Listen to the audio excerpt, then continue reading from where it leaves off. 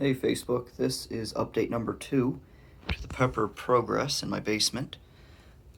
The first update was 1 week ago, and since then there's been quite a bit of growth. If you remember the last video, there were a lot of plants with just one set of true leaves. That would be these guys. The second set to come out, they're called the first true leaves. The ones that first pop out are called the cotyledons. They just help the plant grab some energy when it pops out of the seed. But the first true leaves are the ones that resemble the leaves of the adult plant.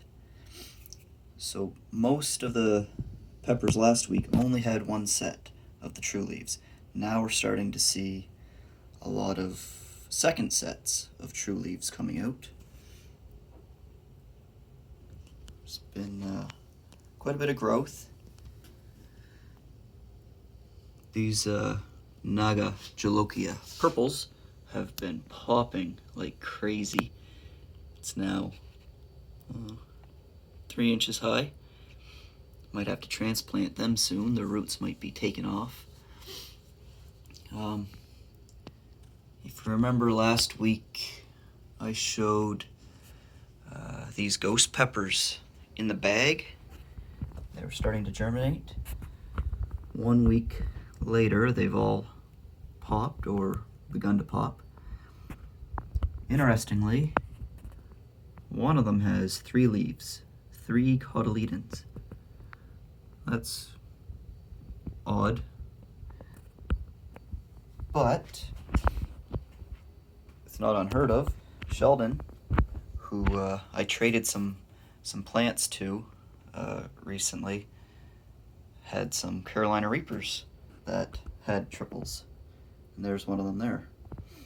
I traded Sheldon some Apache peppers and some Lowland Garden ghost peppers and some Naga Jolokia purples for 2 Carolina Reapers. I only had this one came up, so my success rate was not very good. Just 1 out of 6 or 7.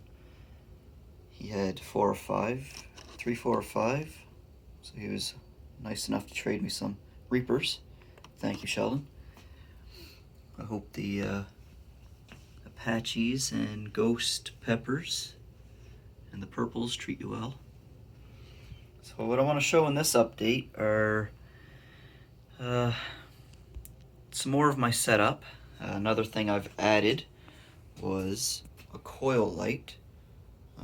This is like one of the fluorescent tube lights that you see in shops, similar to these guys, but they got a different range. It has a different range of light.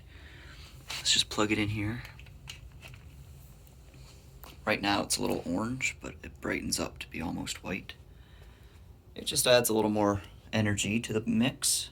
They might grow a little better.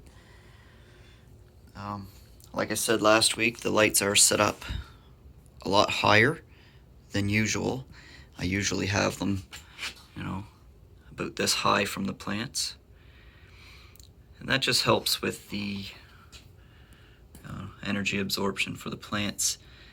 See these guys here, they didn't grow very high, which is good. They popped up and said, oh, there's all the light I need, and then they started throwing out their leaves, which is good because when they mature and get big and start producing plants, you don't want a very tall plant, or else it might bow over, branches might break, the wind might catch it, and it could damage the plant. So short and stocky plants are preferred. I also wanted to show this guy right here, my chocolate reaper. When I was watering 2 weeks ago or so, I accidentally knocked off one of the cotyledons, so he was left with only one, and I wasn't sure if he was going to make it. But he was able to pop 2 true leaves, and I think he's going to make it.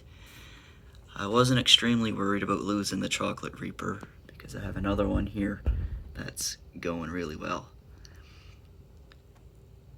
And I just did a little look up on the dragon's breath, and I wasn't aware that they are much hotter than the Carolina Reapers. Currently, the Carolina Reapers hold the world record at 1.6? 1 point something million Scoville. I just found out that the Dragon's Breath were tested at 2.48 million, which put them in second place for world's hottest, behind Pepper X. Pepper X is rated at 3.18 million Scoville, and those seeds are not available for purchase from Ed Curry at Puckerbutt Pepper Company. Obviously, he doesn't want to give out the world's hottest seeds. He wants to keep that to himself. That's good. Good idea. Share another part of my setup here. I have the oscillating fan. And this guy I'm using to help strengthen up the pepper stalks. What it does, I leave it on all day, almost. What it'll do is have a gentle breeze blowing over the peppers, simulating wind, and this will help strengthen them for when we transplant them outside, so they actually have some strength, so the first gust of wind doesn't break them over. Another thing I've been doing is just taking them up, putting them in the windowsill, exposing them to true ultraviolet light from the sun, because if we were to take these guys being grown in a basement with no sunlight straight outdoors to plant them, they would be shocked. The peppers, the plants may not survive the temperature change, the wind hitting them, and the UV rays from the sunlight, direct sunlight, all at once, and they may die. So it's called hardening them off. It toughens them up so they're able to take off once they go outside. We still have snow on the ground. I don't think I'll be planting them in the ground, because you got to think about the end of the season. We're up in Nova Scotia, so it's very short seasons. Last year I harvested the ghost peppers at the end of October. I remember carving one like a jack-o'-lantern, so that was pretty neat. So I'm going to keep them in pots. We have lots of pots over here, so if we are experiencing some cold temperatures near the end of the season, we're able to bring them inside, put them in the garage so they don't get frozen. What else can I update? Oh, this stuff here.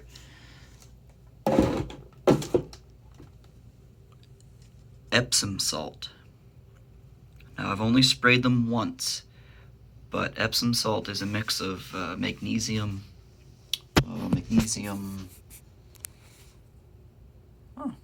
something.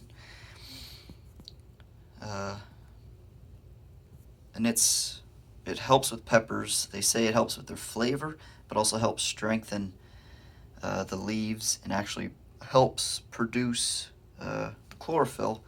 It helps with photosynthesis, so it aids in the growth of the plants.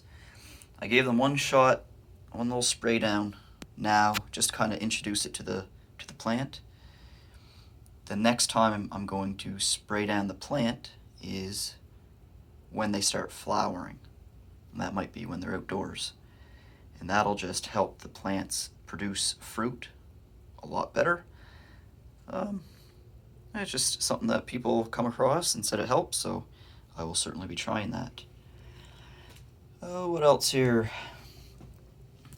These guys, the Caramel, Trinidad, Scorpion, Murugas, are not... Well, these two aren't looking too well, but I have 3 others that are doing very well, so I may have to just trim these guys out. Sorry, guys.